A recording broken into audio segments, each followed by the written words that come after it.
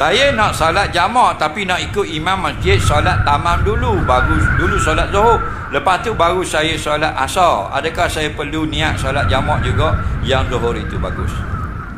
Dia daripada Kuala Lumpur berhenti di Masjid Cenering, nak balik ke Kuala Lumpur semula, atau mari sini berjalan makan angin 3 hari, maka orang musafir. Imam di semayang zuhur ini 4 rakaat. Dia nak jamak zuhur dengan asar.